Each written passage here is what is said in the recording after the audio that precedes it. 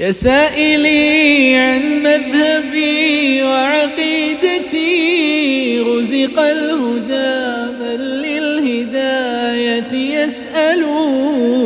اسمع كلام محقق في قوله، لا ينثني عنه ولا يتبدل.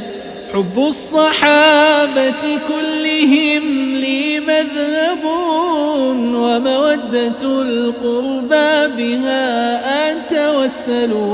ولكلهم قدر على وفضائل، لكنما الصديق منهم أفضل.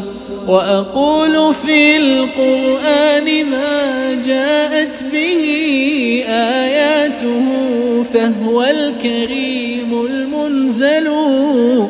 وأقول قال الله جل جلاله، والمصطفى الهادي ولا أتأول. وجميع آيات الصفات أمرها حقا كما نقل الطراز الأول. وأرد عهدتها إلى نقالها، وأصونها عن كل ما يتخيل. قبحا لمن نبذ القرآن وراءه، وإذا استدل يقول قال الأخطل.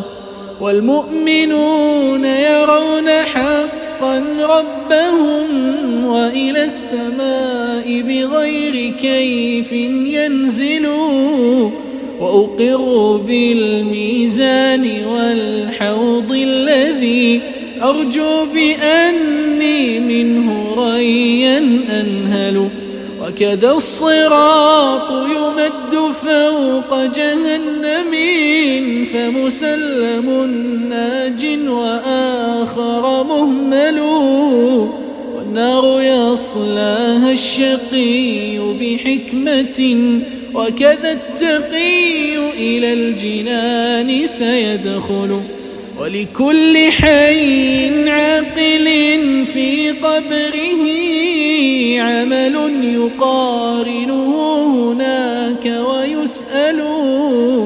هذا اعتقاد الشافعي ومالك وأبي حنيفة، ثم أحمد ينقل. فإن اتبعت سبيلهم فموفق، وإن ابتدعت فما عليك معول.